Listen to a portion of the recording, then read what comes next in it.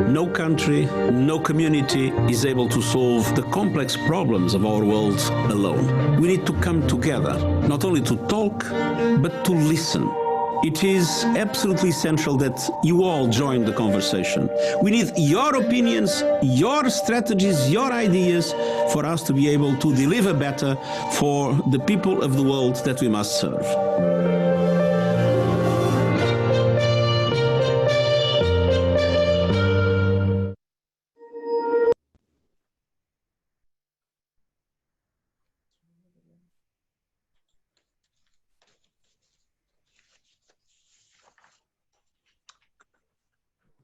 Good afternoon, everyone. My name is Yana Edwards, and I'm the proud president of the UNA USA Westchester chapter. On behalf of our organization and a hardworking team who helped plan today's virtual consultation, welcome. 2020 marks the 75th anniversary of the United Nations, and today is a community consultation on the future of the United Nations. 75 years ago, the United Nations was formed with specific reasons in mind to get the world to work together.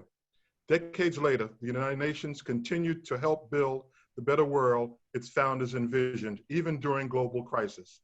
As we look to the United Nations centennial milestone 25 years from now, where do we go from here? Today's convening is part of the Global One with significant subtitle, Shaping Our Future Together.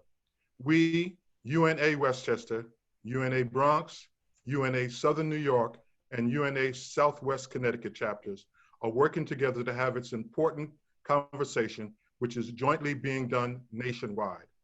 Your input is encouraged, very much needed. Collectively, we must dictate how we direct our future and the future of the world. Where do we go from here? And what kind of future do we want to create? Were two of the questions included in the promotion of today's event. Did you reflect on these questions? Our goal should be to get our local communities to adopt 17 UN Sustainable Development Goals, also known as SDGs, that apply to our community. The SDGs are the blueprint to achieve a better and more sustainable future for us all. They address the global challenges we face, including those related to poverty, inequality, climate change, environmental degradation, peace, and justice. The 17 goals are all interconnected in order to leave no one behind. It is important that we achieve them. I committed to this for my 5 grandchildren, their grandchildren, and their grandchildren.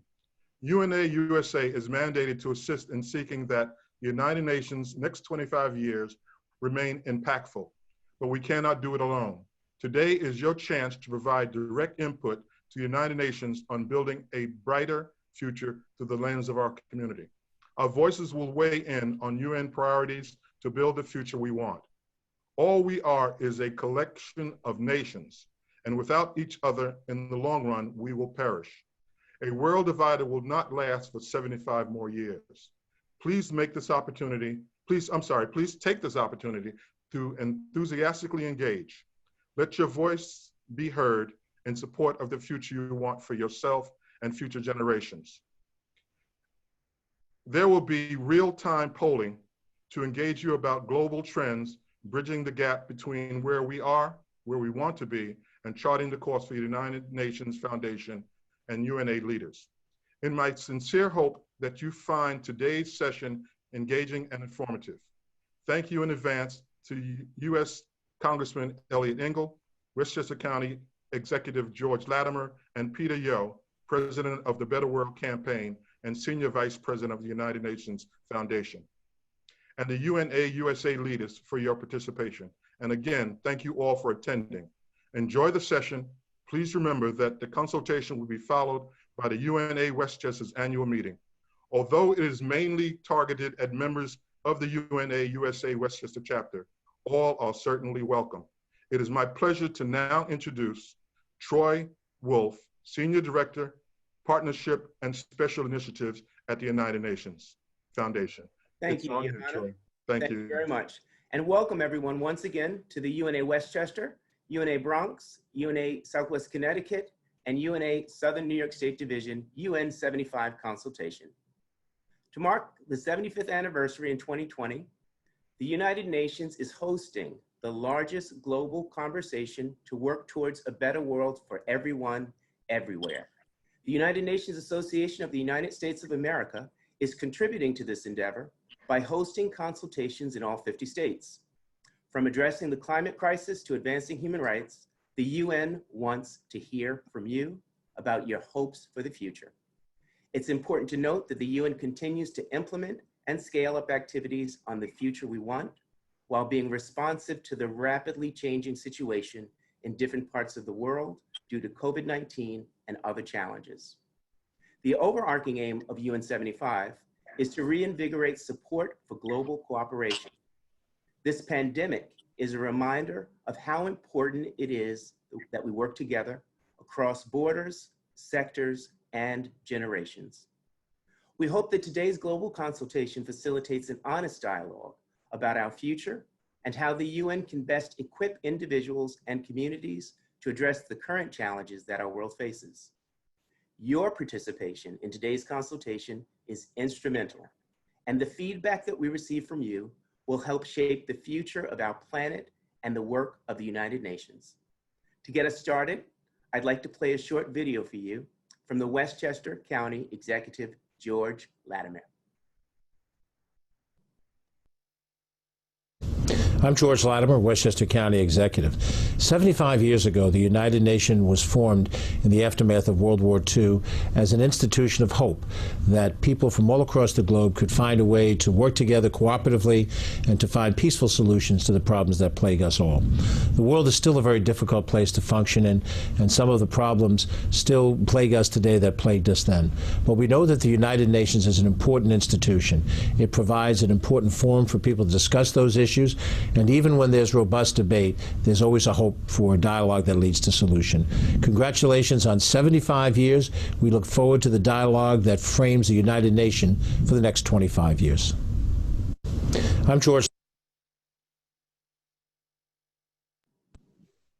As our special guest today, we have with us Peter Yo, President of the Better World Campaign and Senior Vice President for the United Nations Foundation, Congressman Elliot Engel, Chairman, House Foreign Affairs Committee, and Marcia Brewster, Vice President and Program Chair, the United Nations Association of the United States of America, Westchester Chapter.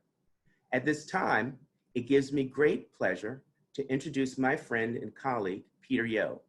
As President of the Better World Campaign and Senior Vice President of the United Nations Foundation, Peter Yo leads the Foundation's strategic engagement with Congress and administration to advance policy challenges that support the UN's work for global progress. He was at the forefront of efforts to forge a strategic alliance between the Foundation and UNA-USA to create the largest network of UN supporters across the United States. Yo joined the United Nations Foundation and the Better World Campaign after 2 decades of work on Capitol Hill, where he shepherded legislation to authorize the PEPFAR program to combat HIV/AIDS and the United States Department of State. Please welcome Peter Yo. Well, thanks, Troy, for introducing me, and thank you, Johanna, for your leadership of the chapter. We appreciate it. It's a great pleasure to be with you today as you conduct your consultations in celebration of the 75th anniversary of the United Nations. These consultations are happening around the country and around the world, in refugee camps, in small towns and villages, and in big cities. So you're part of a very large dialogue today. Let me also thank all the other chapters who are joined with UNA Westchester in sponsoring today's consultation. We very much appreciate your long-standing work on behalf of a strong American relationship with the United Nations and active American engagement throughout the world. I hope that you and your families are doing well in this challenging period of global pandemic and economic challenge and recent instability caused by endemic racism and police violence. What's happening in the world, in the country today, it's a reminder of our interconnectedness and the absolute necessity of working together to tackle global challenges. The UN system is set up for that purpose, whether it's the UN's World Health Organization that is actually coordinating the global response to COVID-19, to UN peacekeepers that are resolving conflicts in countries and regions that could threaten American and global security, to the UN Refugee Agency, and to the quiet work of UN diplomats, many based in New York, that are working to bring parties together to resolve conflict and to negotiate important agreements. That's exactly what the founders of the UN, led by the US, expected out of the organization when they crafted it 75 years ago. So we're going to take the results of today's consultations in all 50 states, bundle them together, and make sure that the Secretary General and his team, US government officials, and your elected representatives are briefed on what's happening, and that they are presented by the Secretary General to world leaders in a special session in September. It's now my great pleasure to introduce, well, we're going to hold on 1 second before I introduce Congressman Engel, and I will turn it back to Marcia, and then I will introduce Representative Engel because he needs a few more minutes to get on this meeting. So Marcia, let me turn it over to you. Thank you very much, Peter, and thank you, Troy and Jana. It's great to have this consultation today, and I know that Congressman Engel will be here in a few minutes. I'm pleased to recognize some of the outstanding local elected officials who are participating with us today, including State Senator Shelley Meyer, Mayor Sean Patterson Howard of Mount Vernon, County Legislator Mary Jane Shimsky, as well as our partners, Professors Michiko Kuroda and Sheila Gersh of Mercy College, and our partners such as many members of Alpha Kappa Alpha sorority, as well as the Links Incorporated. I also wanted to acknowledge that among our participants are a number of my former colleagues from the United Nations, and I'm very happy to have them here.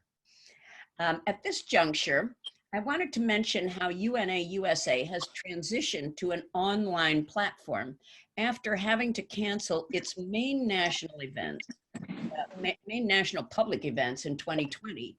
That would be the Global Engagement Summit and the Global Leadership Summit, which was planned for Washington. The Engagement Summit was at the General Assembly at UN headquarters.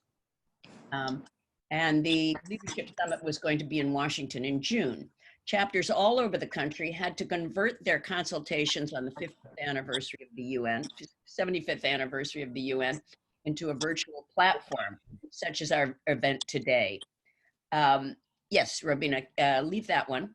As you can see from the slide, Westchester and the Southwest Connecticut chapters are offering a number of targeted, more focused virtual meetings on topics of major interest to our constituents. These will be held throughout the rest of the year. At the national level, we have been holding weekly or semi-weekly webinars as part of the Global Engagement Online series. And by the way, these are really excellent.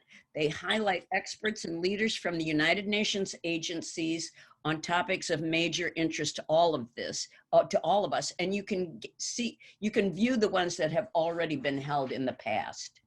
And the Southern New York State Division, you can see right there in the middle, on June 11th, will be having its Mid-Atlantic Global Consultation, which will be similar to this one, but for the whole Mid-Atlantic region, which includes New Jersey. We look forward to meeting together in person as soon as it is safe. But in the meantime, these virtual consultations on Zoom are all right, and we're benefiting from them very much. So I hope you can join us in some of these. Now, let me see, is Congressman Engel with us yet or not? I think so.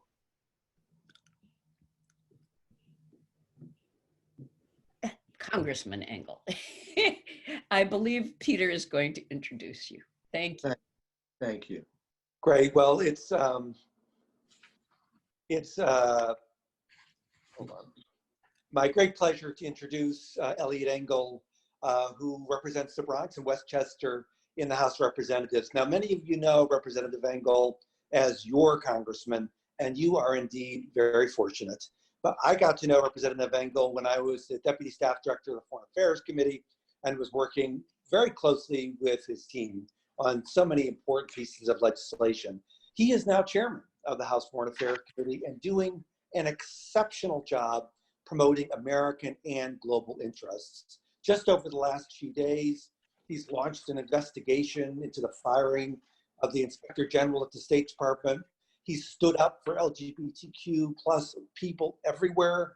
He's criticized the new USAID advisor who has a strong and disturbing anti-Israel record. And on the UN, he has led the charge year after year in support of UN peacekeeping, and he is playing a very instrumental role in ensuring that we continue to fund the UN's World Health Organization. It is my great pleasure to introduce Congressman Eliot Engel. Thank you very much, and it's a pleasure to be able to communicate this way. You'll notice that I haven't gotten a haircut in God knows how many weeks. So if for no other reason, I hope this all ends soon. Unless I can talk my wife into doing it. Not sure. It's always a pleasure to be with you, with Peter, Johanna, and the entire UNA community. And as chairman of the House Foreign Affairs Committee, I've always believed that the United Nations is a critical instrument in addressing many of our greatest global challenges. Right now, there's no shortage of challenges facing the world. You know, when I was a little boy growing up in the Bronx, going to public schools would always take us on a trip to the United Nations. And I always thought, wow, imagine one day maybe I could come back here. And when I was able to speak to the United Nations a few years ago, I remember walking in and thinking, well, it finally happened. I've always been in awe of the UN, even when it does things with which I disagree, because I think the UN is our best hope for peace. So again, there's no shortages of challenges facing the world. An unprecedented pandemic, refugee crisis, threats to human rights, climate change. These are trying times. And as all of us here know, it's at times like this when we most need to come together as a global community, work with our allies, our partners, and friends around the world, and find coordinated solutions to these problems that affect us all. Because even as the most powerful country in the world, we can accomplish a great deal more when we partner with other countries than when we go it alone. When we decide American leadership and American power are needed to right a wrong, it's easier to share that burden with like-minded governments, and that's what multilateralism is all about. The UN is a forum that makes that sort of work much, much easier. There are UN members we don't particularly agree with most of the time, absolutely. But there are also many countries that share our views, and by working together through the UN, the world body becomes a vital tool to address some of our greatest global challenges. Take the current coronavirus pandemic. Viruses don't respect borders, and this one has reached into our community right here in New York. We cannot tackle this problem alone. But instead of working with other countries to solve this global challenge, unfortunately, President Trump has pulled American leadership from the world stage. At every opportunity, the administration has tried to shift blame for mismanaging the crisis here at home by vilifying international organizations and pulling our country from the very institutions most needed to meet this challenge.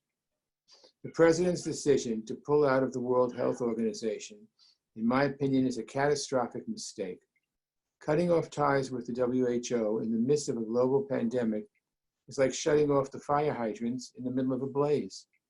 If we want the WHO to do a better job, and there's always room for better jobs, then we need to engage more and work to improve it, not bury our heads in the sand. I led my Democratic colleagues on the Foreign Affairs Committee in a public push urging Trump to continue funding to the WHO and its partner, the Pan American Health Organization, or PAHO, as it's called in the Americas. PAHO is a perfect example of the life-saving work alone done by UN agencies. It's a critical partner in supporting the Venezuelan people in the face of a humanitarian nightmare. Last year, PAHO's measles vaccination campaign reached nearly 9 million Venezuelan children. I was in Venezuela last year. It reduced measles cases by more than 90%. And look at the UN's work on the global refugee crisis. The number of displaced people around the world is at an all-time high, an absolutely devastating humanitarian disaster. And while this administration has shut our nation's doors in the most cruel manner, capping our refugee admissions at a record low, UNHCR is doing life-saving work every day to support millions of refugees and provide assistance to the communities hosting them. From Venezuelans to Colombia, to Syrians in Jordan, to Rohingya in Bangladesh. While multinational institutions are far from perfect, they enable us to bring together the global community and leverage the collective strength of our partners, allies, and other countries toward a common goal. The UN should be a place where moral clarity prevails, but not every government subscribes to that view, and instead the mechanisms of the UN are exploited by some members to embarrass others. This problem is particularly acute when it comes to the way Israel is treated in the UN. Criticism of any government is fair game, certainly including the United States and including Israel and every other country. But why does anti-Israel bias matter? Because there are so many other hotspots in the world that deserve the UN's attention, and as I've said, would likely benefit from the good work the UN does.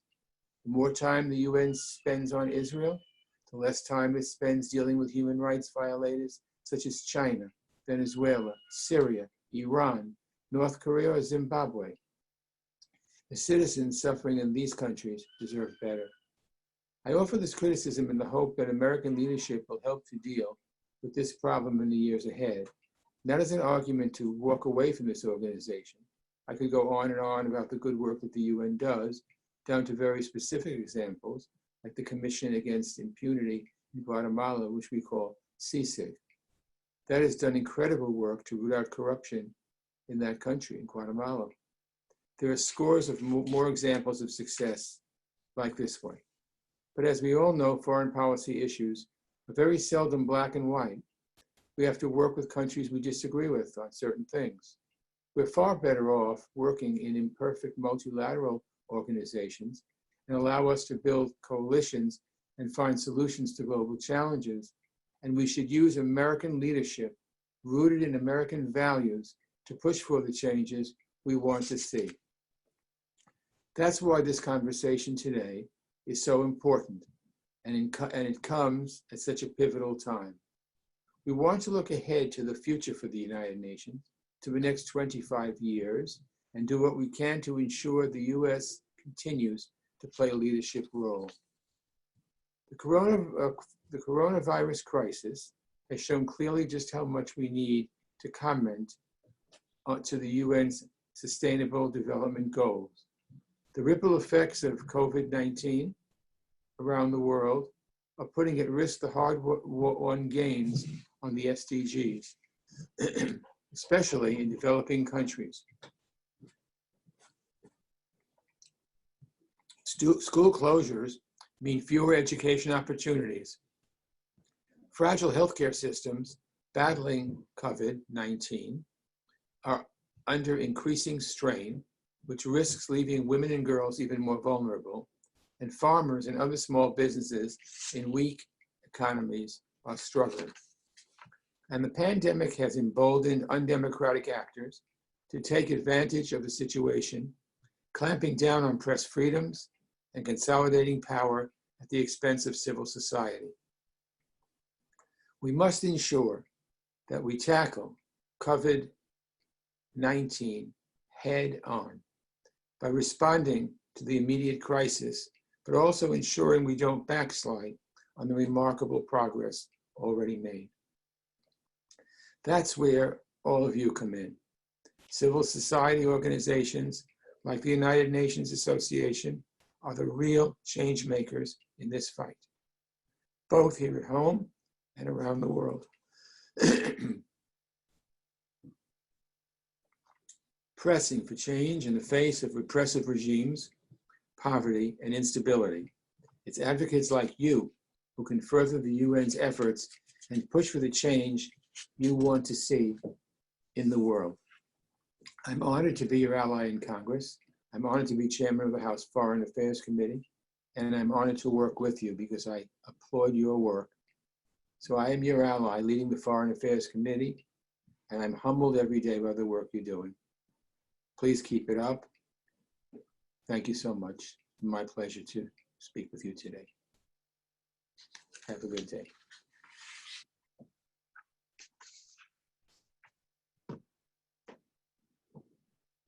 Thank you, Congressman Engel. Thank you. And now, to continue the excitement, during this segment, we will conduct polls and solicit your input via the chat window. To move us through the sequence, we are joined today by Dan Baina, Marcia Brewster, Raina Cadaville, Alex Anvari, Patrick Sciarrato, and Paul Prezindu.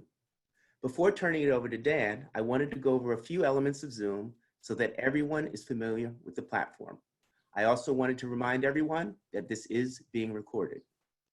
First, we have everyone on mute.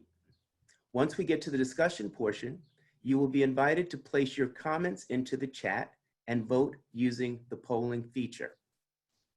The facilitators will support each other and monitor the chat feature for an interactive discussion. Lastly, I wanted to say that we have a short time together today, and we want to make sure that everyone has their voice. So please be respectful and open to others' opinions as we work through the consultation. It will be very exciting to see all the perspectives represented today. To get us started, I'll now turn it over to Dan. Dan? Thank you, Troy. Thanks everyone for participating, and just a couple of minutes worth of discussion to set the context for what is going to be coming for the rest of this meeting. In a couple of minutes, we're going to put all of you to work as attendees, so that's where you're going to really be using your voice. But to set the context, you heard President Edwards mention the SDGs, the Sustainable Development Goals. You heard His Honor Congressman Engel mention the SDGs. And we're suggesting that the SDGs present a terrific framework for your thoughts and for your consideration as you think about the future that you want for yourselves and for your kids and for your kids' kids. 17 goals are the SDGs. They were agreed in 2015. And what's so great about the SDGs? What's so noteworthy about the SDGs? Well, for the first thing, I want you to think about the last time that you've had 10 of your friends or 10 of your family members, maybe from different ethnic backgrounds or different countries or different geographies or different religions. Think about when you've had 10 people that you know agree on something. You might not be able to think about that because it's pretty tough to get people to agree. Well, in 2015, 193 countries agreed to the importance of the Sustainable Development Goals. That's remarkable. I can't remember a time in history when all member states of the United Nations thought enough of a single goal, a single mission to agree, and they did on the SDGs. The other reason they're important is they're with us for the next 10 years. So whether you're a student that's just graduating and entering the workforce, whether you're a head of state, whether you're a government leader, whether you're an academic or a not-for-profit leader, these are with you for the next 10 years. And as you look at this slide, there is literally something for everyone. Whether you're passionate about ending hunger or renewable energy or life below oceans or water stewardship or gender equity, there is something for everyone. And I like to call these the gift from the UN to humanity, because there is literally something for everyone through which we can move forward toward the future we want. And with that, I'm going to toss it back over to Troy, and you're going to start doing the work, and we're going to tease out some of those questions about the future that all of you want for us collectively. Troy, over to you. Dan, thank you so much for those framing comments. And it's certainly important when we look at the 17 goals. It's an integrated framework and great for the purposes of what convenes us today. We're now going to start our conversation, and we would love to know where everyone is from today. So please go ahead and type your responses in the chat box. You see 2 questions on your screen. In what town or city do you reside? Let's go with that one first. I would love to monitor the chat and just kind of see where we have people represented. We've got Mount Vernon, New York, welcome. Stamford, Connecticut, Yonkers, whoa, it's going very fast. New Rochelle, Richfield, Connecticut, the Bronx, Mamaroneck, Mount Kisco, Hastings-on-Hudson. This is great. The Bronx is fully represented. White Plains, Hastings-on-Hudson, Mexico City, welcome Mexico. Westport, Connecticut, Dobbs Ferry, New York, Staten Island, the Bronx, Tarrytown, Manhattan. We've got cross-representation. This is excellent. Another one from Yonkers. We've got Queens in the house, Charlotte, North Carolina, Cortland Manor, Westport, Connecticut. We've got great, Kuwait. This is excellent. This is excellent. Queens, Pleasantville, just gonna go back here. It came in very, very fast. That was awesome. Mexico City, we already said. Hastings, Portchester, New York. I think I already got Mount Kisco. Richfield, Connecticut. New City, New York. What if that's New York City? Stamford, Connecticut. This is excellent.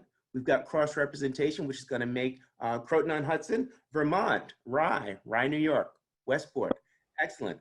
Welcome all. I'm gonna ask now, if you look at the next question, what is the one word that you would use to describe the United Nations? When you think about the framework that Dan just showed us and the work and the history of the United Nations Foundation, what is the one word that you would use to describe?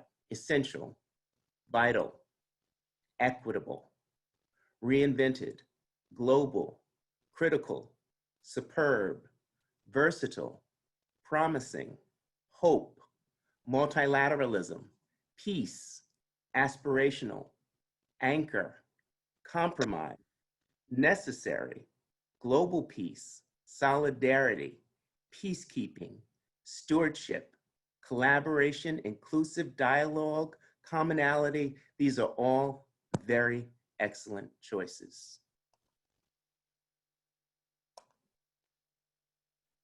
Vision. So we're going to move on to the next screen. We've got hope there. And now for the moment that we've all been waiting for. Virtual drum roll, please. During today's global consultation, we will address 3 main question groups.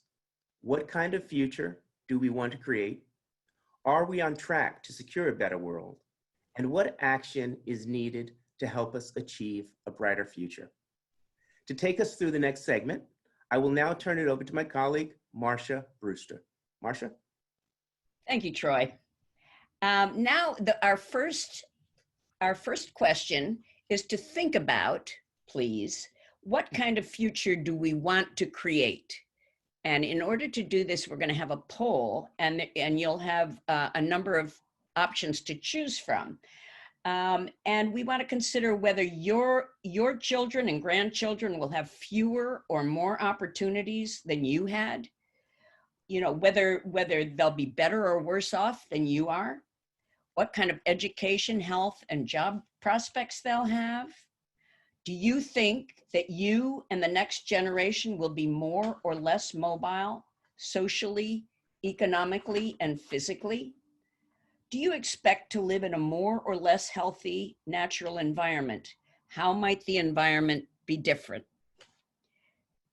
Can we move to the next slide? And here is poll question number 1.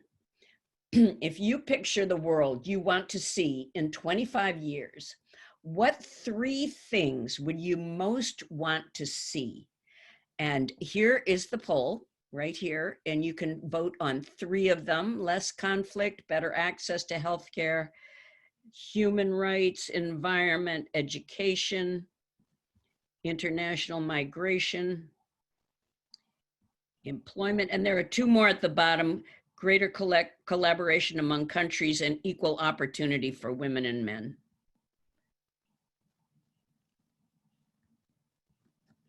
And that poll, the results of that poll, you have 90 seconds, by the way, to make your choices, 90 seconds. And then as soon as we complete that 90 seconds, we'll see what the results are. It comes up automatically.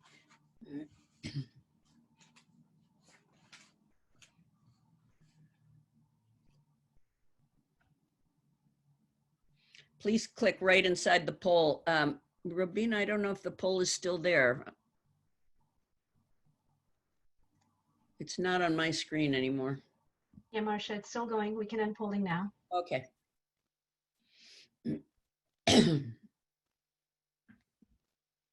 So here we go. Look at that. That's wonderful. So a lot of things are very close here.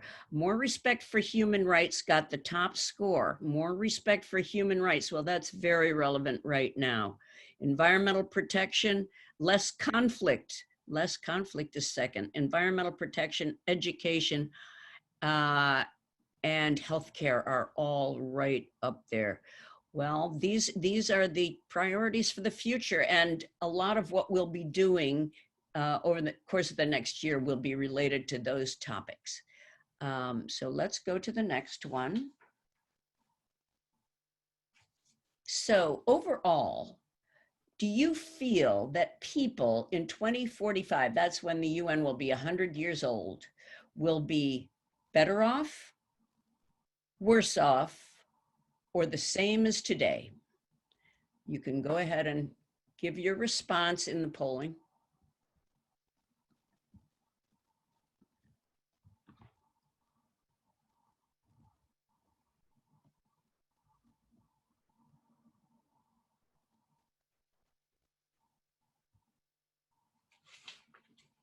I think that one we only have like 20 seconds.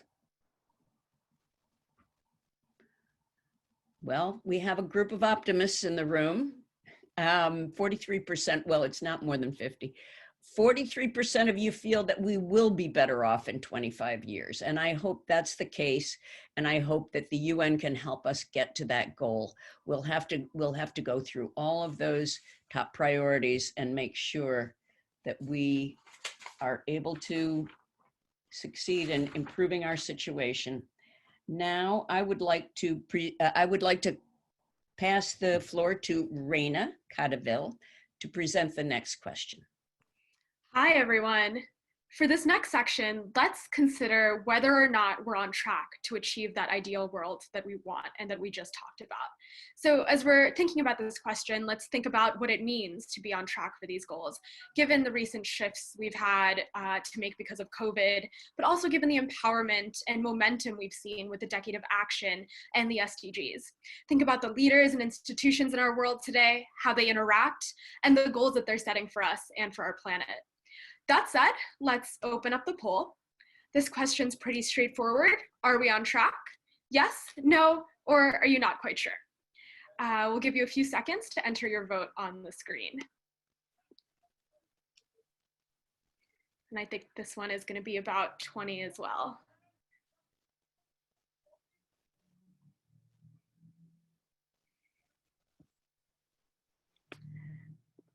I see a lot of no's building here. All right, the poll has ended, and thank you for voting. I see a little bit of pessimism here, but that just means that we have a lot of work to do, especially with the United Nations, and I think we're ready for this. Regardless of how you voted, think about what still needs to be accomplished to achieve that world we want, and how you can be a part of these goals and those solutions. And with that, I'll turn it over to Alex Zanbari for our next question. Alex? Thank you, Raina. The UN has programs and organizations that are aligned with those trends that you see on the next slide. What are your thoughts about the UN's areas to focus on? Which trends are the most impactful on the future that you want? Select 3. We'll review the results in about 90 seconds.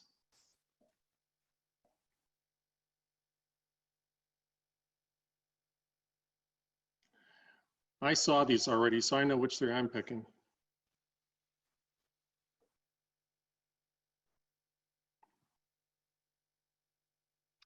Think about the importance of protecting the environment. Think about fair and just societies trending in measures of inequality. How do new technologies impact the future? What are you thinking about population changes will affect the world that you want to achieve? Global health and well-being, is that at the center of your vision? How about education?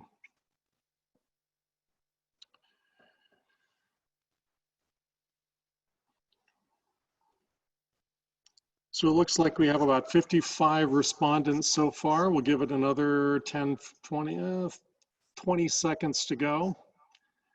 Let's go for big participation numbers.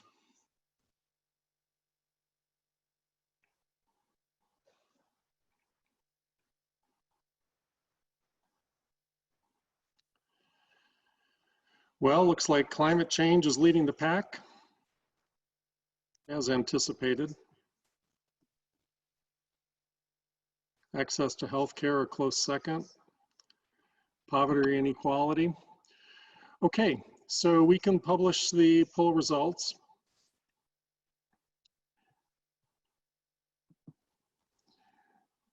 So in anticipation of how we view global environmental issues, we are looking at a deeper dive global consultation with the Southwest Connecticut chapter of the UNA and partnering with the UNA Westchester mid-July. Please stay in touch with us and we'll get more information to you about that. So now we have a chat opportunity. I'm going to ask you all to think about the one piece of advice, well, make it two if you like, but succinctly. What would you advise UN Secretary General and the member states in terms of specific action that addresses the global trends affecting the future that you want? Chat away.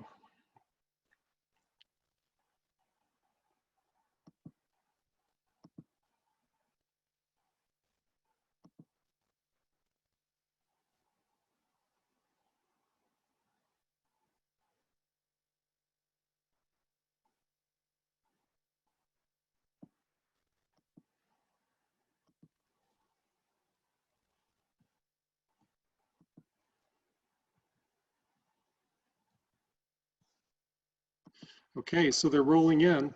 We're seeing rejoining WHO. We're seeing bringing the world together, thank you. Peacekeeping in the UN. Coming together in unity to solve the global crisis, thank you, Eric. Bruce pointing out that without fixing climate change, humans won't be here anymore. Patrick, thank you, bringing the world together. There's too much nationalism causing distance. Keep the US and the WHO.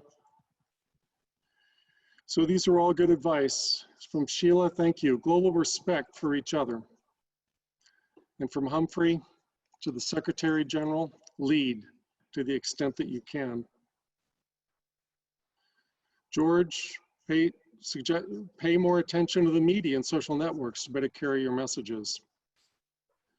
And Diane, for technology, learn about it, embrace it, use it. From Nicole, put young people in positions of power related to the climate crisis and do everything possible to enact change that will directly impact global emissions. Thank you, Nicole. From Olivia, it is important to maintain idealism about what we want from the future, but we must also apply realistic qualities to our initiatives. Joan, strengthen the WHO, very timely. And at the end, you will have an opportunity to add your voice to a specific petition from the UNA USA about the WHO funding. From Sean, we must tap into the passion of our youth and young professionals who are not engaged in the US. Humphrey wants all the member states to work better together. And Joe Baxter, I would like the Secretary General to be more proactive and take positions with more publicity. So there's about 27 more messages. We've turned them on and we will publish these. I hope that you'll follow along with the follow-up activities on behalf of the Southwest Connecticut chapter. Thank you very much. And at this point, I want to hand the microphone on to Patrick. Patrick is going to take us into section 3. Thank you very much, Alex. I don't know if I'm on yet.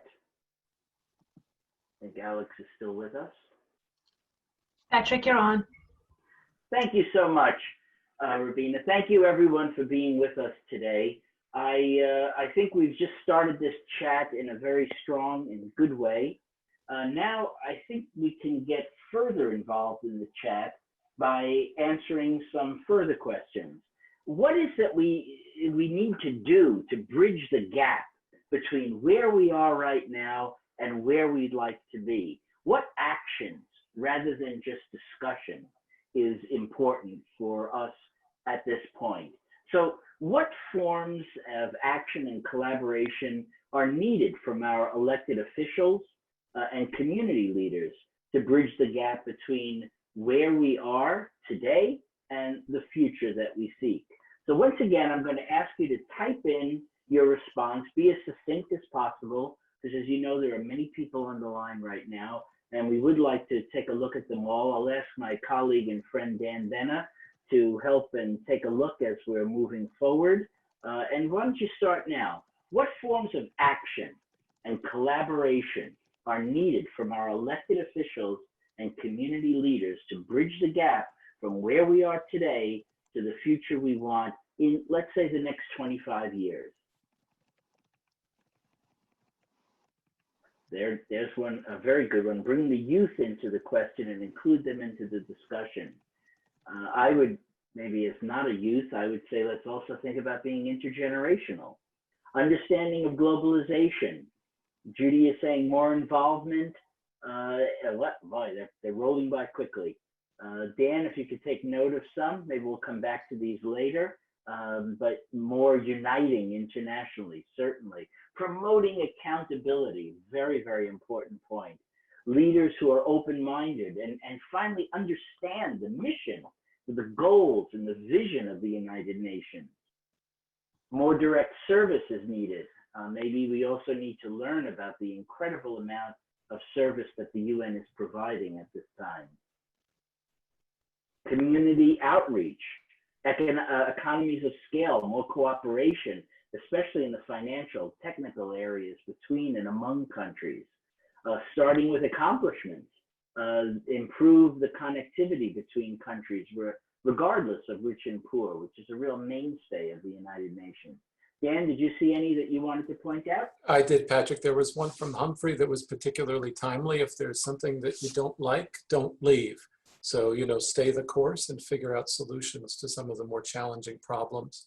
And then we are seeing a couple that are focusing, as with previous questions, on bringing in the voice of youth and the action and influence and power of youth.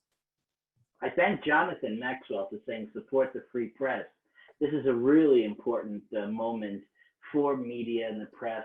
There's also a part of the United Nations, UNESCO, that's running MilClicks, which is looking for media and information literacy. You may want to look up MilClicks on Facebook to look at freedom of the press and fact-finding in the press. Policies that empower people, greater respect for humanitarian needs.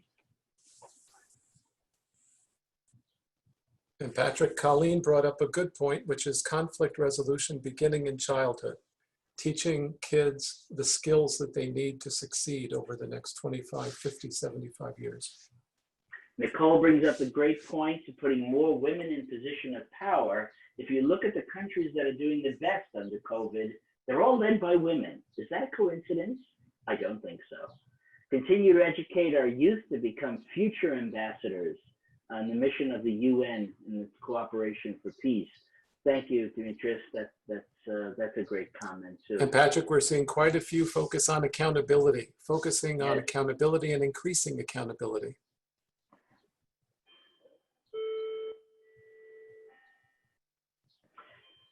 So let's move on, because these are all going to be recorded and kept. But there's another group that I'd like your opinion on, and those are businesses and non-governmental organizations.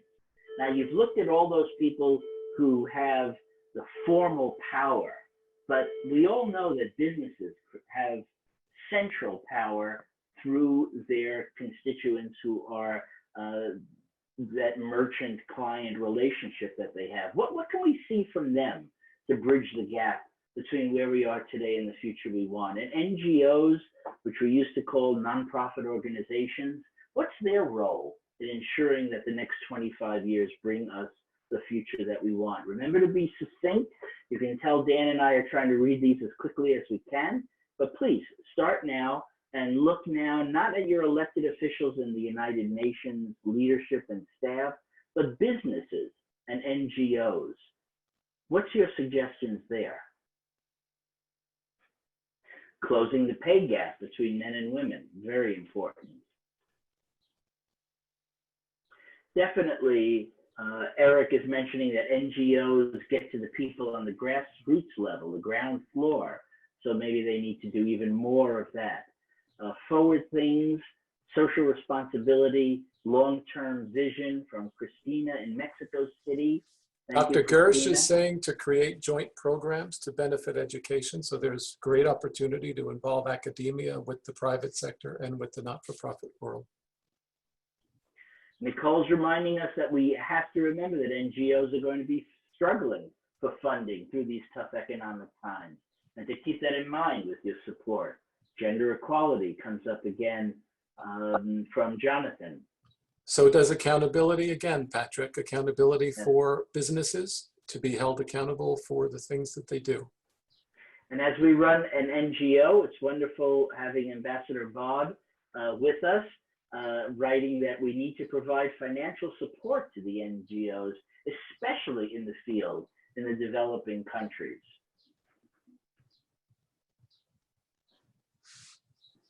Well, okay, as these are coming in, I think the next question becomes quite obvious, but I would really like Paul to share it with you. And let me bring on my colleague on the board, another colleague, Paul Presendieu, and ask him to take us to the next slide. Paul? I'm here. Hello, everyone. Is everyone able to see me? Okay. So for right now, we're going to be talking about what are actions that we as individuals can take to bridge the gap between where we are today and the future we want to have. For my position with the United Nations Association as Young Professional Chairman, it allows me to engage with young members of our county community and connect their local projects to global initiatives or our global sustainable development goals. This includes a student at Westchester Community College named Peter Singh, who's able to create a community garden at his college campus and donate 20 pounds of grown vegetables to Feeding Westchester to help combat zero hunger, which is our second sustainable development goal. Or a senior at Mamaroneck High School in Andrew Basta, who was able to help found a local chapter of the Sunrise Movement and mobilize high school students that aren't even able to vote yet to help support national environmental policies and local environmental policies. So I'd like to give you guys a moment to write in the chat on simple actions that you guys can take. I made an emphasis on showing what young leaders are doing because we're trying to make sure that we're trying to empower our future leaders of the county. But take a moment, write some messages in the chat, talk about some initiatives that, or some things that we as individuals can do to help support the creation of a future that we want to live in. And Paul, as they're doing that and considering their answers, I just want to make a point about what's on the right side of the slide there. That is a resource that the UN published a couple of years ago called The Lazy Person's Guide to Saving the World. And when it comes to individual action, they have essentially removed any excuses and any obstacles for individuals doing something. And there's one section of that resource that actually says, actions for the couch potato. So even if you don't particularly want to get very involved, there are very simple things you can do all the way up to mobilizing peaceful campaigns. Understood. I think kind of jumped it. I was going to get into that for the next slide because it kind of goes, we have a little bit of a lazy action that people can do. So it looks good. Dan, would you want to help me with reading at some of the comments? I could read off a couple of them. From Marsha, it's welcome refugees, improve stewardship. Wow, these are coming in pretty fastly. My scroll bar is like jumping off. Yeah, an interesting one. Don't turn away from news stories that are difficult. Yep. Connecting with local schools and provide presentation resources and tools that help educate youth on the issues you are advocating for. Yep. So then we have host underserved children during the summer, hold dinners with diverse populations, teach children about charitable giving, discuss implicit bias with children. And Paul, a He's really also- important one from Dr. Caton on our board. Okay. Do your research about your elected officials before you vote for them so that your vote is informed. That's very, very correct. So I taking this up. Yep. Okay. Mr. M, use sports to bring people together. That's a major push from UNESCO, one of the agencies of the United Nations, because there's so many knock-on effects, positive effects that you get from engaging kids in sports. A great one from Nicole. Collaborate to find internship and job opportunities for children and those who have lost their jobs due to COVID-19. That's very good. So I guess we already touched upon a lazy person guide to saving the world, and there's lots of simple things that we can do. We'll be sharing the messages that are shared with us in the chat with you later on.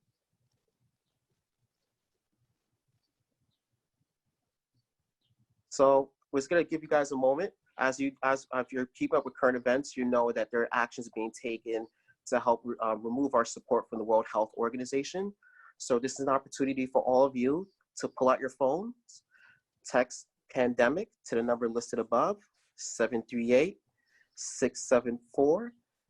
Text the pandemic, and then you'll be connected to a list of steps that you can do to help support the advocacy on Congress to help supporting helping our support of the World Health Organization.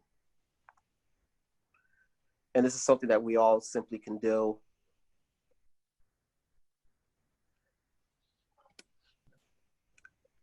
Just want to give you guys a moment, give you a little bit of time. We want to make sure this gets done. It's really important that we support the World Health Organization for not only intranational things occurring in America for education, but also the international engagement for the communities that do not have access to the primary care physicians and the emergency treatments that other communities may have access to.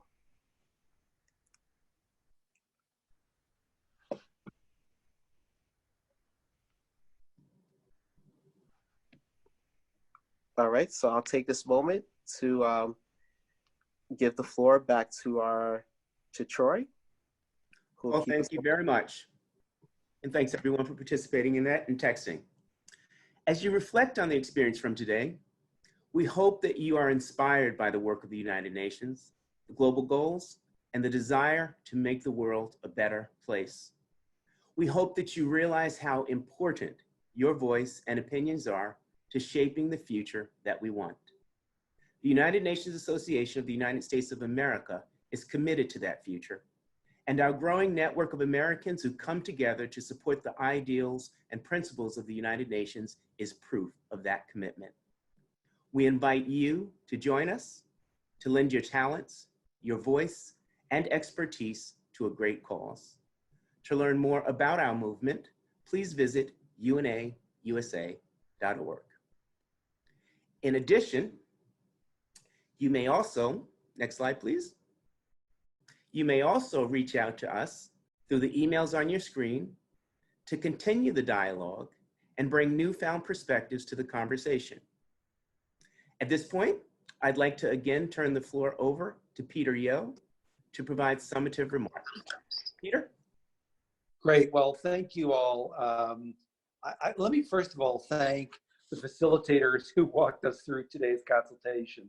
They did an excellent job of really bringing together a substantive, thoughtful discussion about the world we want today and in the future. And I'm so impressed by the energy and creativity that you all brought to the discussion. You know, from Westchester or Bronx, other parts of New York, Connecticut, other states globally, your answers to the questions were incredibly detailed and thoughtful and really demonstrate sort of the breadth and the depth of not only the passion that you're bringing to these issues, but your expertise. It was great to hear from Westchester County Executive George Latimer, congratulating the UN on the 75th anniversary. It was wonderful to hear from Foreign Affairs Committee Chairman Elliot Engel, who made the argument that the UN is the critical instrument to address global challenges, and that it's always best to partner with other countries than to go it alone. He made a specific point to saying that pulling out of the WHO would be a catastrophic mistake, and we certainly agree with him on that front. When we walk through the questions, and the words that people want, aspirational, compromise, the UN is necessary. We support it. UN promotes solidarity. We voted on areas that we had what were our top areas of concern.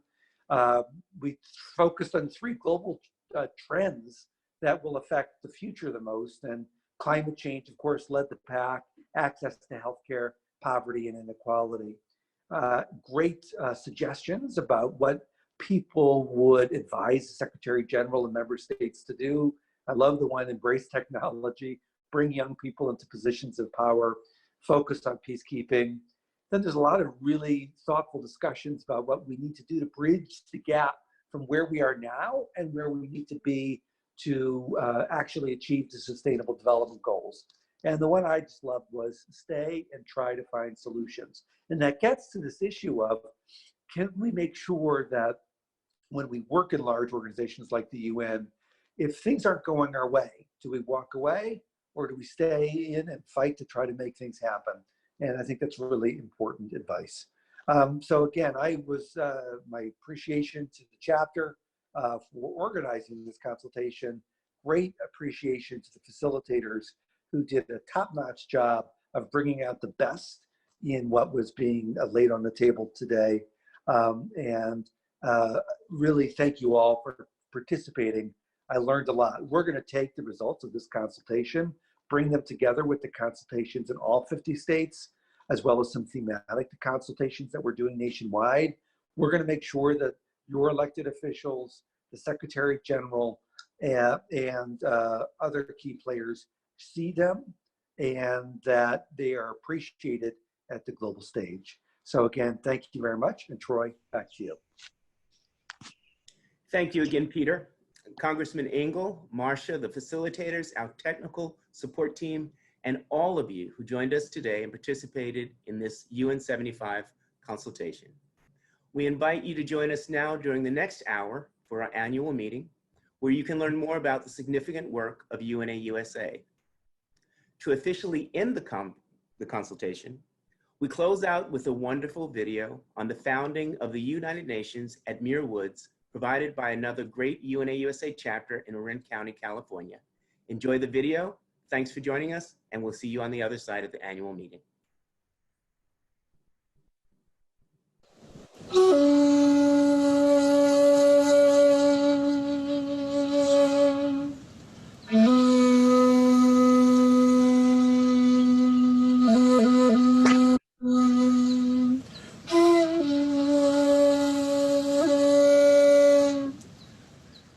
Today, in the very heart of Muir Woods National Monument, a bronze plaque quietly reminds visitors that an event of international significance took place here amid the profound silence and serenity of the ancient redwoods as World War II was coming to an end. But 75 years ago, the world was at war, our nation mourning the loss of President Franklin Delano Roosevelt. The recently sworn-in President Truman's first decision was to proceed with the San Francisco Peace Conference. And so, on April 25th, 1945, 268 delegates representing 46 nations gathered in San Francisco to open the first session of the United Nations Conference. The atmosphere was solemn. The delegates worked hard on difficult issues. On May 19th, they took time off to honor the memory of FDR, a lover of trees, with a walk and ceremony among the peaceful, timeless redwoods of Muir Woods.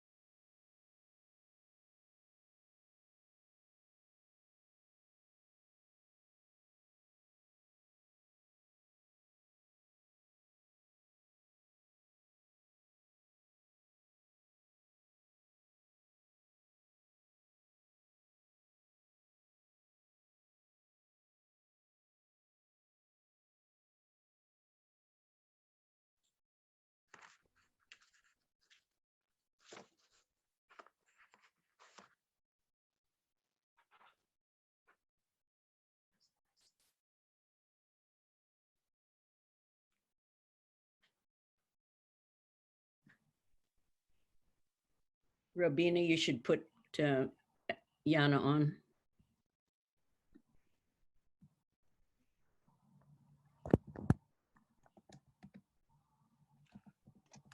What a great video about founding of the United Nations 75 years ago from one of our partner chapters, UNA USA.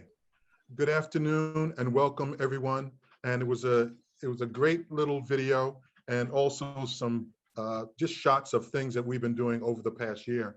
Thank you all for attending our virtual global consultation and staying for our annual meeting. I am Jana Edwards, President of UNA Westchester. We want to thank our members and support for turning out on this beautiful spring day for UNA Westchester's annual meeting. We will present some of our activities, introduce the newly elected board, and get your ideas about where we should go from here. We already got some great ideas from the consultation, and I am planning to have a retreat for our board as soon as we can meet in person. This is our first public event run virtually, and I certainly hope that we will all be able to meet face-to-face for UN Day in October. If during the course of this meeting, you have ideas on future initiatives or events you would like to see, please enter them in our chat box. Also, if you want to volunteer for any of our committees, we would also love to hear about that via the chat function or by email. The purpose of the UN Association is to mobilize Americans to support the work of the United Nations and encourage the United States government to play a strong leadership role at the United Nations. It is a program of the UN Foundation and the largest network of advocates and supporters of the United Nations system in the world, with over 28,000 members. Our group has a strong voice in Congress, and we are fighting to make sure that the United States pay the dues for the United Nations budget and peacekeeping. Representative Engel, as chair of the Foreign Affairs Committee, has always advocated in favor of full payment of dues for both regular budget and peacekeeping. If you are not yet a member, please register on the website or send a message to us at the United Nations Association Westchester at gmail.com. The introductory rate is only $25 per year, and students' memberships are free. So I would encourage all of you to pay here online. Now I will conduct a short annual business meeting, including a summary of the annual report. Many thanks to the board and committee chairs for putting together the report, which is available on our website and was sent to all members electronically. As the format of this meeting is a webinar, unfortunately, we will not be able to see the faces of all participants, but we hope you will provide ideas or ask any questions via the chat function. Following the summary, I will hand the floor over to Professor Joan Caton, chair of the Nominations Committee, who will introduce the newly elected officers and directors of our board. Full bios for the officers and directors are on our website. Elections took place last week electronically, and I'm happy to announce the slate was fully elected by our members. Now I call on Vice President and Program Chair Marcia Brewster to give the highlights of our program over the last year. Marcia, please. Thank you very much, Jana. And I just wanted to thank Troy and Peter Yo for their wonderful facilitation and all the facilitators. I thought the consultation went extremely well. And as program chair, that gives me good heart. I wanted to mention that the annual report covers the past year from May 2019 until the present. We normally have 4 or 5 public events each year and then some specialty events during the course of 1 year. Last year, 2019, the main focus of our work was climate action. And so our annual meeting last year in May, as well as UN Day in October, focused on this. And it's all on climate action. And I wanted to mention that we had a lot of youth climate activists, as well as climate action initiatives at the county level, Westchester County, led by George Latimer. And I want to mention in particular Peter McCart and Nina Orville, who attended and facilitated both of those events. They're both on the Westchester County Climate Crisis Task Force. I also wanted to give a call out to Paul Presendiu, who represents both the youth programs for UNA Westchester, as well as for the Federated Conservationists of Westchester County. And they were our partners for the Youth Climate Action events last year. Paul was also able to engage many young climate activists in high school and college who provided demonstration projects to those events, as well as another webinar utilizing those same people for Earth Day on April 22nd this year. On March 8th this year, 2020, we celebrated International Women's Day on almost the last day before the state went into COVID-19 lockdown. The event with the theme Women's Voices Champion Human Rights was held at the Yonkers Riverfront Library and on Zoom. We honored 3 outstanding women of Westchester, 3 different generations, and all writers. Shirley Vaughn Jackson, who was a friend of Eleanor Roosevelt, Mary Calvi, and Danielle Cohn. We had a great turnout and a very exciting event with keynote speakers Gulden Turkos-Cosset, who is a colleague from the UN, senior official, and Mayor Sean Patterson Howard of Mount Vernon, who inspired the enthusiastic crowd.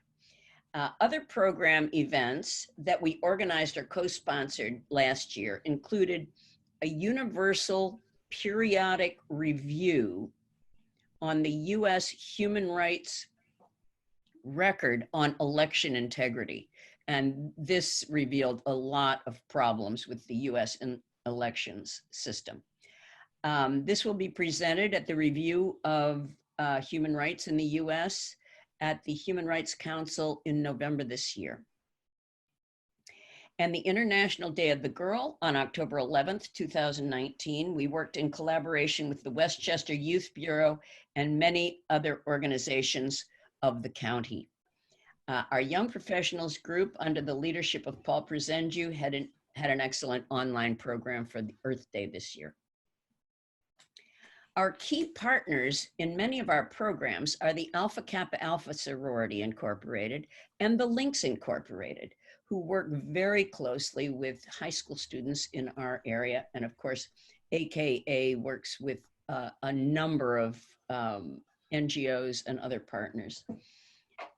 We also value working together with local libraries for our programs, including Yonkers Riverfront Library, Hastings and Harrison Libraries, Greenberg Library, and Ossining Libraries.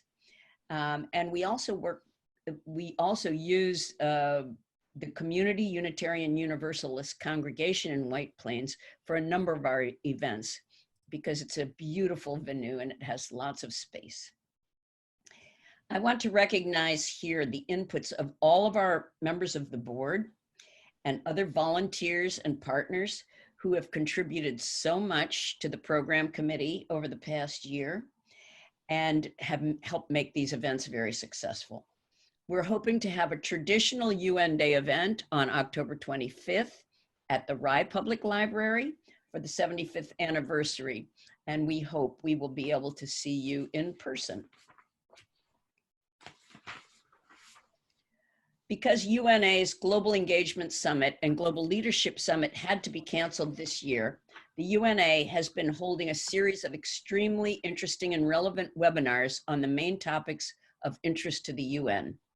And they are offered once a week under the Global Engagement Online series. You can find this on our website, www.unawestchester.org. I encourage you all to participate. You can get all the information you need on the website. Thank you very much for participating in our programs. And now I'm handing it back to Jana Edwards, our president. Thank you, Marcia, the greatest vice president that's ever lived. Thank you so much. Our Education Committee, led by Karen Rockwell Elbradry and assisted by Tricia Blades and Mr. Malheldes, we call him Mr. M, drew on student projects to highlight at our climate action event over the past year and continue support to Rock Your World curriculum in Westchester County. For the 14th year, the chapter has brought its Peace Makes the World a Better Place to third grade classrooms in Yonkers and Ardsley. Our board members and volunteers love this program, and the young students seem to as well. The Communications Committee, chaired by Patrick Scaretta, has greatly expanded our outreach through electronic media, and now our newsletter, Global Connections, goes out to a much expanded mailing list. We have come out with 5 issues already this year because of the importance of reaching our constituents electronically. They have contained important information on the United Nations Foundation's COVID-19 efforts at the national and local level, as well as what the UNA has been doing in place of the Conceal Global Engagement and Global Leadership Summit. The annual report that was recently issued was distributed only electronically and on the website this year. Patrick has been able to assist by his communications team, especially Nicole Butterfield and Raina Cadeville, who have been responsible for social media and the website. Patrick has also played an active role with all other committees, especially program and advocacy. He is also one of the greatest program chairs we've ever known. The Advocacy Committee, which I chaired over the past year, has had its main task to speak out in support of the United Nations with our representatives in Congress. This year, we initiated a campaign to collect funds for COVID-19 Solidarity Response Fund, a joint effort of the United Nations Foundation and the World Health Organization as part of the efforts to support women's rights, as I've pleased to announce that because of our efforts, we, Westchester County Board of Legislators, has passed a resolution in support of the Convention to the Elimination of All Discriminations Against Women, CEDAW. Mount Vernon was the first city in Westchester, the first county in New York, to pass resolutions to support this important convention. We would like to move next to New York City, Yonkers, White Plains, and New Rochelle. Another important program under advocacy is the Great Decisions Series, normally held each month at Harrison Public Library, led by Professor Joan Caton. It is a fascinating program connected to the Foreign Policy Association. We also fulfilled our obligation of the UNA's National Adoptive Future Program to raise funds for the Gambela Primary School at Kungumi Refugee Camp in Kenya. This effort was led by Ambassador Bob Jalango, former ambassador of Kenya at the United Nations. We mobilized over $11,000 to support the school for a 10-year period, and with other chapters in the Southern New York State Division, raised and pledged the amount of $30,000 by the deadline of March the 30th, 2020. Thank you all, the members of the board and our tireless volunteers, for their strong commitment to this organization and their assistance to the program committee today and at every event. In addition to members of our board, I want to mention Alex Avery of the Southwest Connecticut chapter and Rebecca Singh of Ascend Foundation for all their assistance in organizing the global consultation. We have really been working on partnering and collaborating, and we're doing a fantastic job, and I hope we continue to do that. Now may I ask Professor Joan Caton, Chair of the Nominations Committee, to introduce the recently elected officers and directors of our Board of Directors. Joan, you're on. Thank you, Yana. Can you hear me all right? Yes, you're good. Great. As chair of the nominating committee, I'm privileged to work with a very professional and thoughtful committee composed of Doris Benson, Lily Schindler, Marcia Wallace, and Dan Bina. We sought to find eminently qualified and enthusiastic people to fill our new board, and we were successful, and the membership agreed by electing all our nominees. I thank my committee, and I am delighted to introduce our wonderful newly elected board members to you. You've already met our president, who will go on being our president, Yana Edwards, and you've met our first Vice President and Chair of the Program, Marcia Brewster. Next, we have new officer, Lily Schindler. Would you unmute, Lily, and say hello? Hello. I'm very privileged and honored to continue to be on the board of the UNA USA Westchester chapter. It's really a privilege to serve with such a wonderful board and to have such a exciting agenda of important events that we hope to continue to work on throughout this year. And thank you all so much for all of your support. Thank you. Thank you, Lily. Thank you. The next person I'd like to introduce to you is new on our board. His name is Stephen Silver, and he will be our treasurer. Stephen, can you unmute? Sure. Joan just recently recruited me, so I'm just learning about your organization. I look forward to learning more about it and finding what role I can find for myself to help you in achieving your goals. Thank you, Steve. The next person is Karen Rockwell. She will be our secretary again. Karen, can you unmute? Yeah, thank you. It's been an honor to have been a part of this board for a number of years. And as secretary, I'm looking forward to working with a really great group of people for the coming year. That's great. Those are our officers, and now our directors. Tricia Valdez cannot be with us today, but Nicole, can you unmute? Hello. Nicole Butterfield, do you want to say hello to everybody? Sure, I just wasn't sure it was my turn yet. Yeah. So I look forward, I'm really looking forward to working with the UNA Westchester board, particularly in support of youth empowerment, gender equality, and the prevention of sexual violence. Those are my issues I'm really passionate about, and I feel this is a great opportunity to work on those things among others with all of you. So thank you for having me. It's wonderful that we do. May I ask Mary to unmute? Mary Sue Downs. Hi, everybody. Hi, Mary. Hello. It's great to see everyone. I am excited that with returning to the board and all of the different opportunities we'll have moving in the future. I think that there's a lot of different opportunities for us to engage the youth, given our current political climate, and I'm really excited on being able to participate in that forum. And if anybody wants to join the membership committee, are you ready to accept them? Yes, always. And I think I would love to have as many people join as possible. As our president shared, today's the day to do that. You just go ahead and click in and pay your $25. It's a quick 2-minute registration. So we'd love to see everyone who participated today be an active member. Right, and students don't even have to pay. This is true. Now the next person I'd like to introduce to you is Colleen Gardefee. Colleen. Hi, Joan. Hi, everybody. Thank you. I'm delighted to be part of this wonderful group. I've been working with this group for about 5 months now. I hope to focus my efforts on programs, education, and communications. And I think it would be nice to shine some awareness on election integrity, particularly when we have Marcia Brewster, who is such an expert.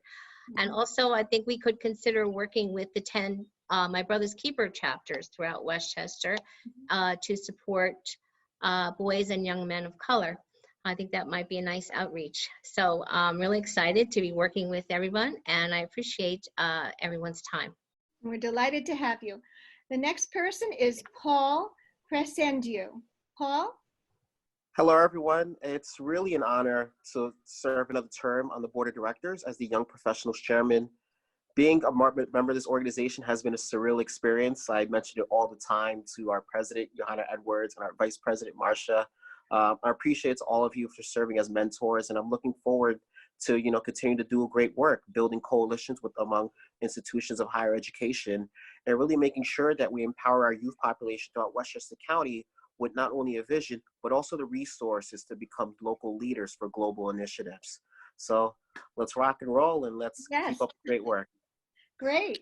Okay, Brenda Smith. Yes, thank you very much, Joan. First and foremost, this global consultation is extraordinary. And I must say to the president and certainly to all of the distinguished members of the board, it is my great pleasure to serve once again with you this year. This is an extraordinary, informative group of individuals, and I am just excited. It does not yet appear what will happen.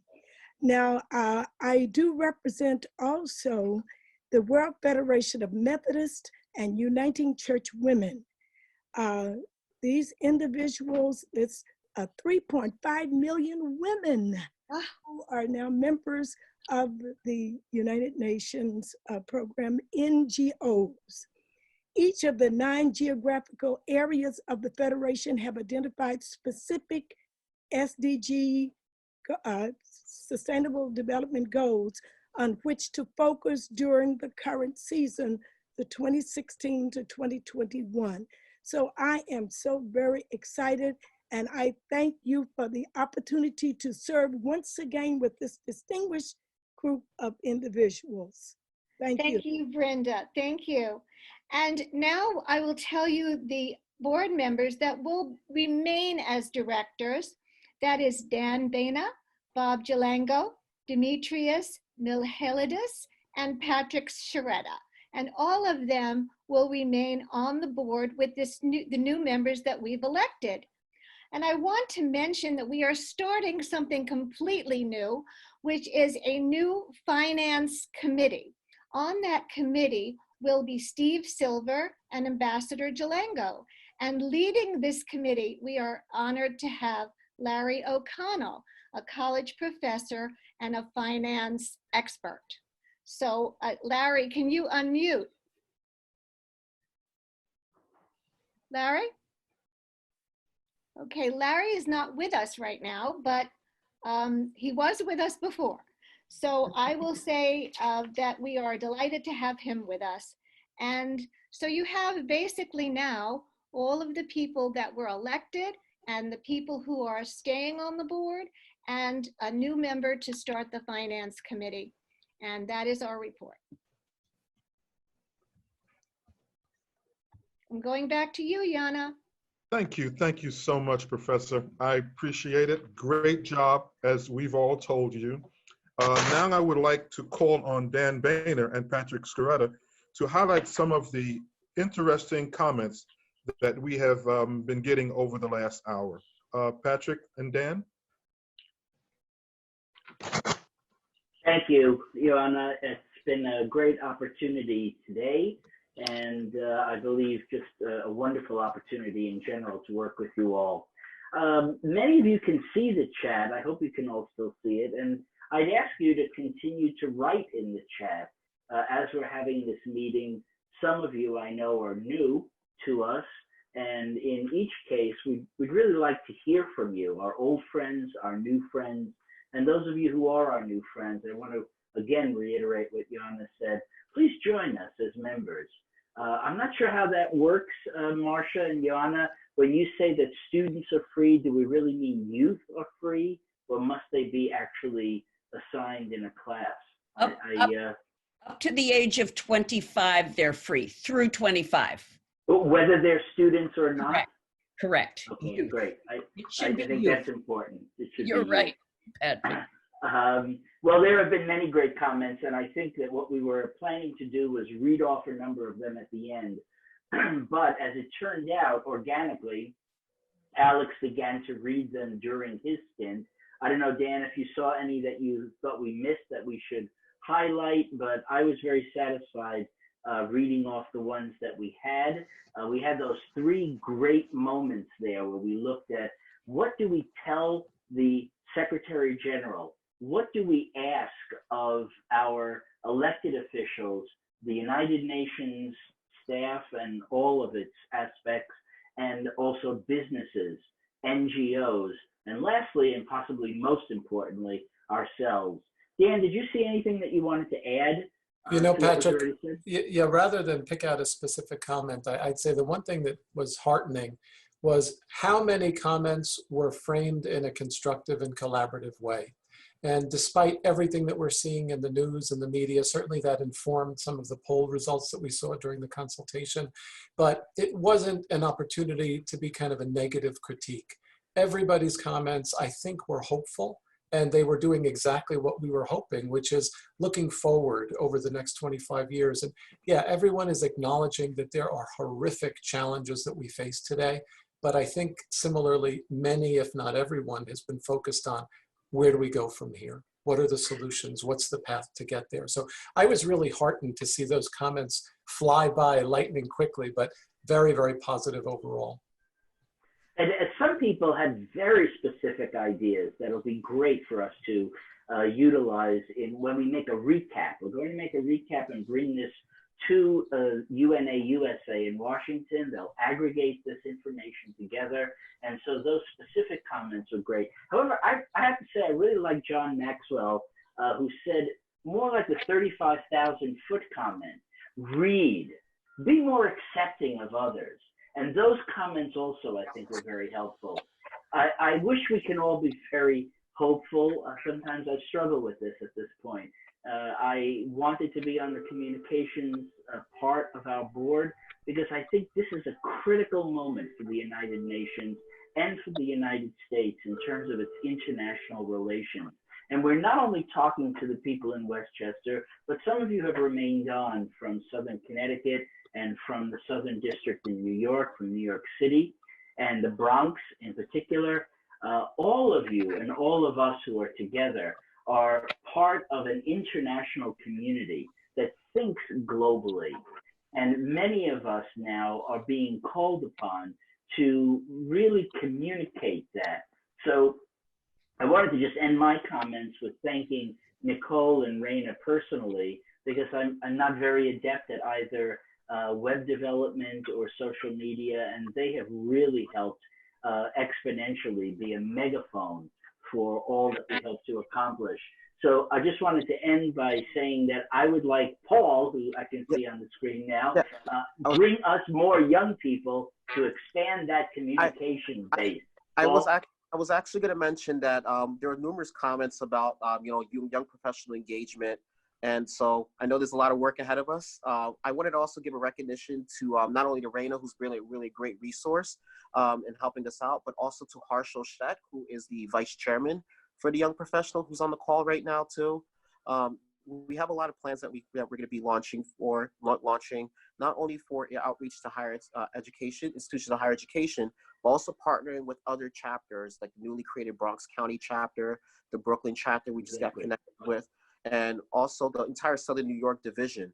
And there are also other young professional organizations that we could partner with. I know the city of Mount Vernon has an active municipal young professionals group. There's also the young professionals group for the Alzheimer's Association. There's also one for the Westchester County at large. So there's other organizations that we could partner with for specific events and, overall coalition building. Overall coalition building, because there's always specific events. But what we have to keep in mind is that we are a very international community, and you're bringing us the young people to whom this will matter in the future. I thank you so much, Paul. I thank you, Marcia and Joanna, for your leadership, and thanks for allowing us to have this chat.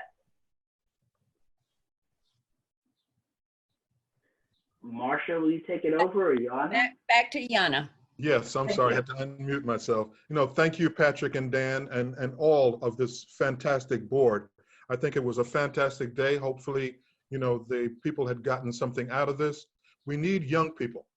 Paul needs people working with him because it's about the future. And if Paul, in his leadership, he's really kind of galvanized and gotten people together. And in order for the future to work, then young people have to step up and challenge us older folks and challenge this country into moving into another direction. But thank you to our speakers, presenters, the new members of the board, our co-sponsors, interns, and volunteers. It has been a pleasure to work with you all, and hopefully we'll continue to work for the betterment. The only prerequisites we're asking people to join us is to be humanitarians. That's all we ask. If you come and you care about the world, then we'll be a better world in the future. But I Appreciate it again, all those who participated. Peace and blessings to you all, and have a great, great evening and the rest of the month. Thank you.